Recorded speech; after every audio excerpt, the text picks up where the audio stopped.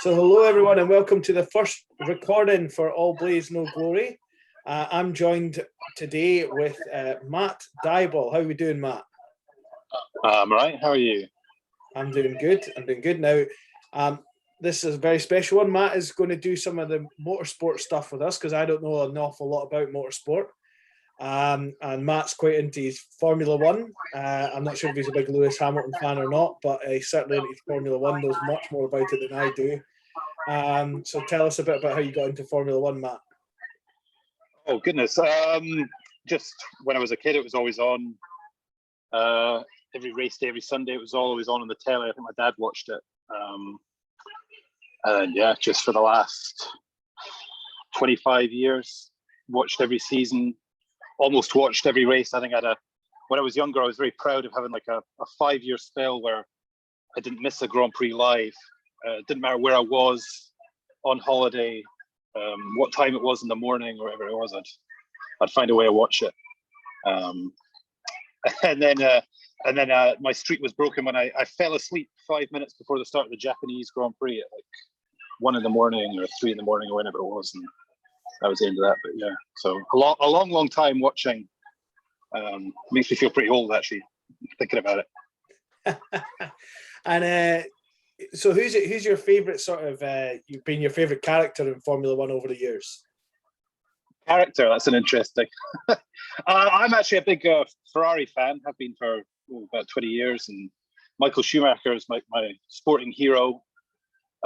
So yeah, mostly when I'm watching Formula One, I'm always watching for the red cars to see how they do.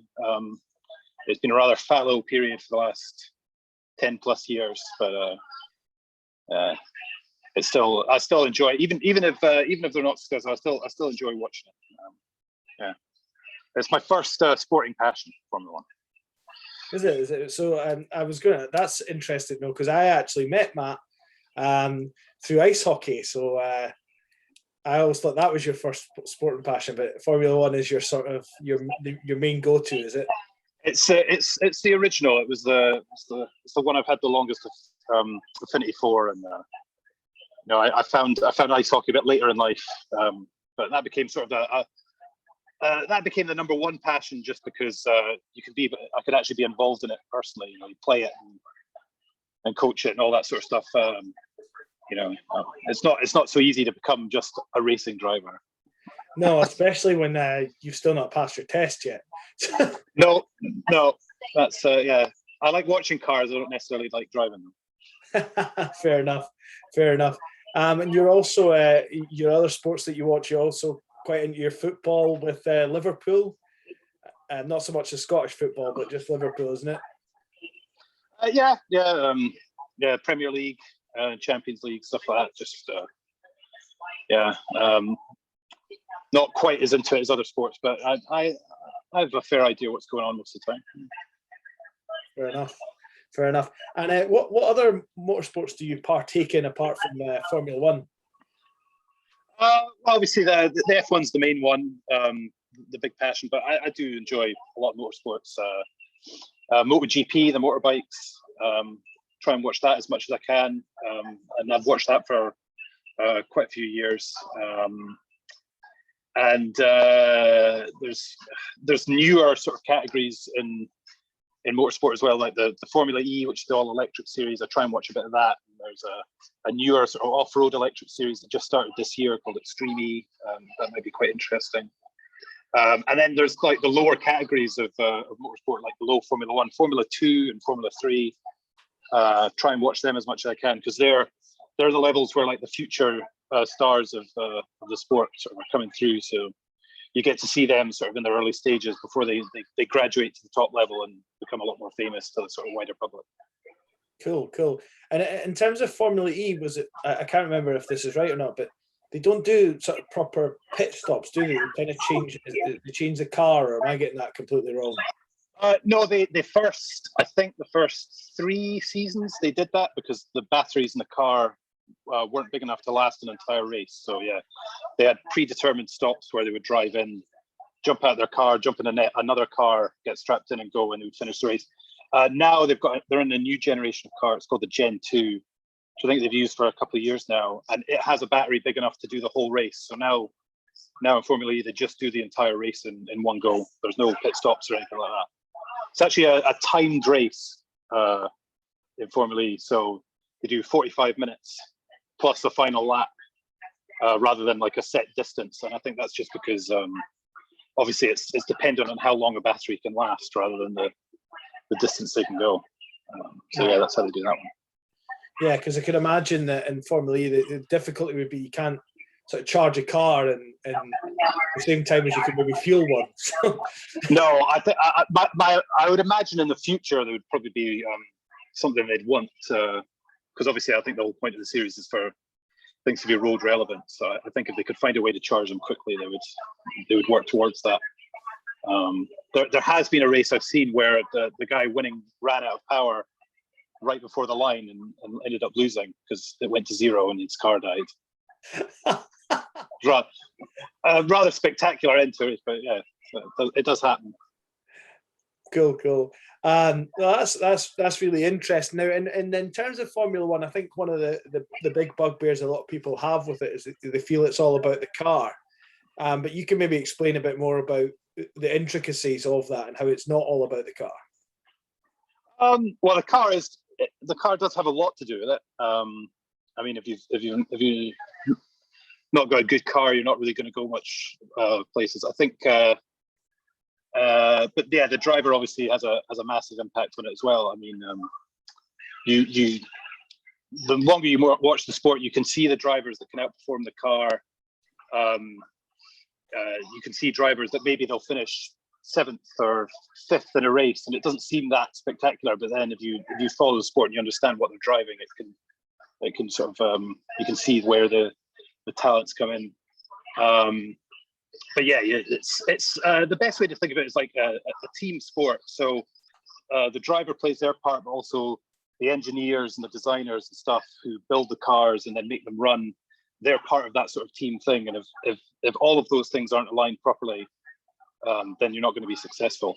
And obviously the last 7-8 years, it's been Lewis Hamilton and Mercedes that have got that entire package all the way through, and why they've pretty much dominated the sport for since 2014 now. So it's been a long time.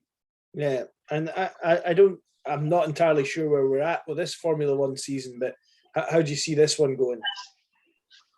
It's interesting. There's only been one race. Obviously with COVID, I think there were probably supposed to be 2 or 3 races by this time, but I think China got cancelled. The Australian Grand Prix that was supposed to start the season got moved, so it'll be later in the year. So there's only been one race in Bahrain, which Lewis Hamilton won, but it was a tight fight. Its early indications are that it could be a close season because the Red Bull team with Max Verstappen has turned up to the first race of the year and look like they might actually have the quickest car. They probably should have won the first race of the season, but lost out. The Mercedes and Lewis Hamilton put in a great performance to pull out the win. The second race is actually this weekend in Italy at Imola, so it'll be very interesting to see where the pecking order is in that one. It's really early days. Just you need to see different cars at different tracks a few races in to get a real picture of exactly where people stack up. But early indications are it could be quite a good season, a real title fight, which would be good because there's not really been one of them a real close season for quite a few years now, just because Mercedes and Lewis Hamilton have been so dominant. Cool, because that's interesting.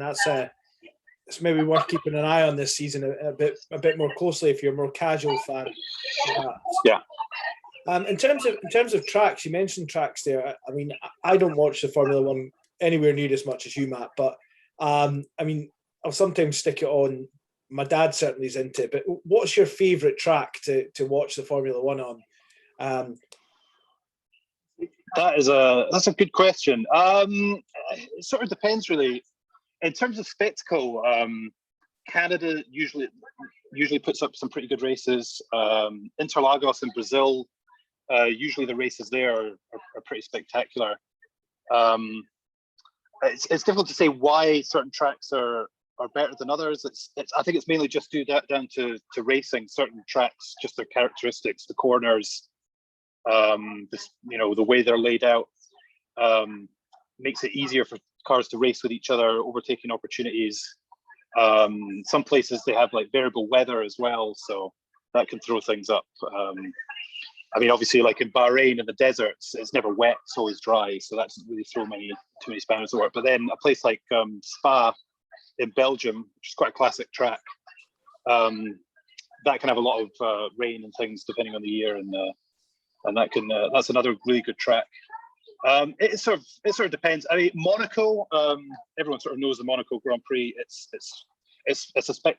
spectacular to look at, but doesn't necessarily bring up good races just because that's in the streets of a city, and it's quite tight. It's difficult for cars to overtake. But as an actual spectacle of cars going around this, city streets and through tunnels and things like that, it's quite cool. But yeah, as a massive fan of sport, most races I can find quite interesting. But I mean, with all sports, you will get some duds which are quite boring.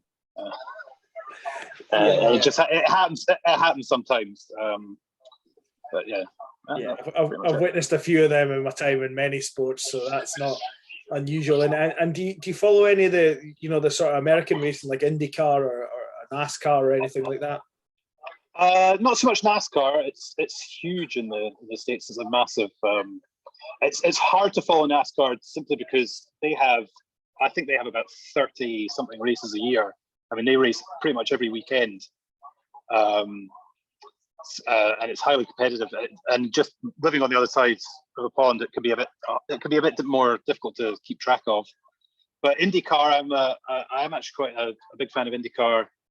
I always enjoy watching the Indy 500, which is their sort of crown of the jewel race every year, which is 500 miles of an oval circuit in Indianapolis, and it's one of the longest running races in the world. I think it's 1909 or something like that, and it's been running since. So it's quite a sort of, it's considered one of the crown jewel, one of the triple crown of motorsports. So it's a big race to watch every year, and there's been quite a few successful British drivers over the last 10 years, including Dario Franchitti from Scotland. He won 3 titles and 3 Indy 500s. So watched quite a bit of that. So their season actually starts this weekend as well. I've just remembered, so I'll probably be catching up with that as well.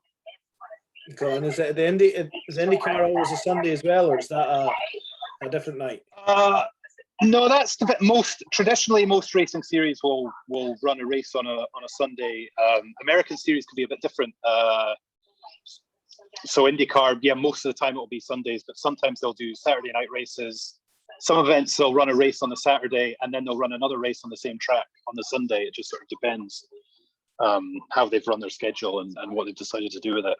It's a lot more flexible in the US. They're not sort of so strict on the rules. It's like each event's its own separate thing, and they sort of make stuff up for it. I'm sure there was one year they ran 2 races at the one event, and after the first race, all the drivers go out and had to like flip tires to decide their starting position for the next race. I think it was the only time they ever did it, but they love to throw gimmicks over there for things like that. Whereas something like Formula One is very set in its ways in terms of how a weekend's set and things like that, and they're very resistant to changes and gimmicks like that. Yeah.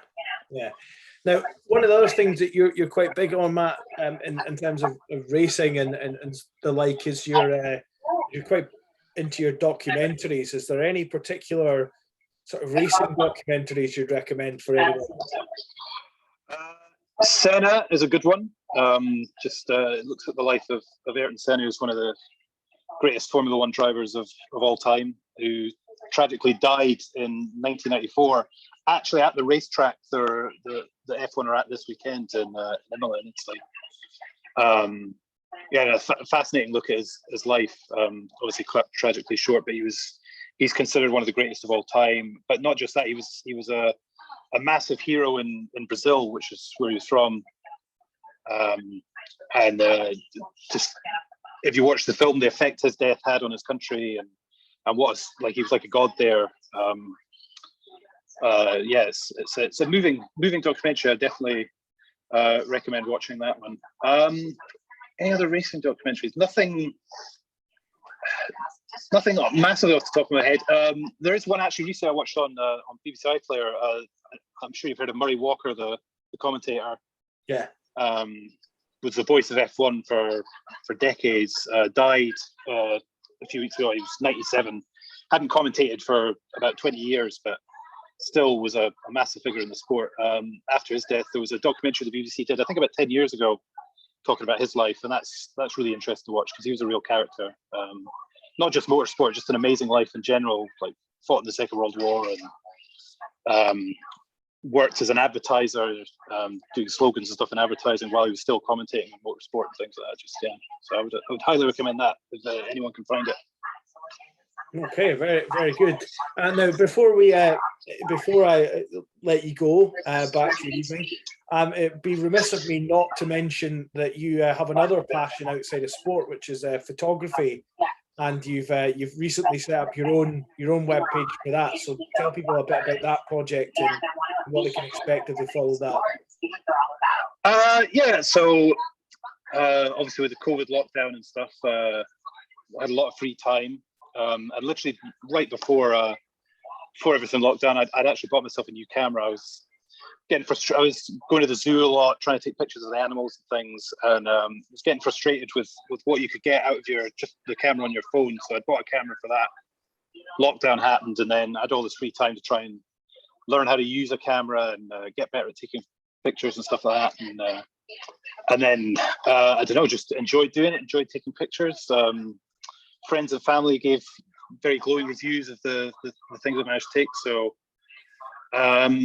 yeah, just thought I'd put a website up, try and take it a bit more seriously, use it as a platform to sort of show off the stuff I'm doing at the moment, try and learn and get better. And I've got a blog on there that I'm hopefully going to start posting things up soon, just talking about my experiences with photography and the cameras I've used and I'd like to use and different things like that. So yeah, it should be an interesting project where I'm just sort of early days seeing how it will go, and yeah, it should be fun. Yeah, and without giving much away, we've discussed some ways we can maybe incorporate that into this project and as well, but that'll be revealed once we've finalised plans on that one. And so that's what's it, at MD Photography, is it? Yeah, so the website is, I should say, the website is www.mdphotos.co.uk, and then if you search for M Dible photography, pretty much all the social medias, you'll find stuff there as well. Yeah. Well, Matt's name will be up underneath this video on the page, but just in case you need to know how to spell it. That's like Bible but with a D. Yeah, perfect. So anyway, Matt, thanks so much for your time. And I'm just going no problem. Let you go, and people look forward, I'm sure, to hear more from you if you've got anything that tickles your fancy in motorsport to write about. Perfect. Thank you very much.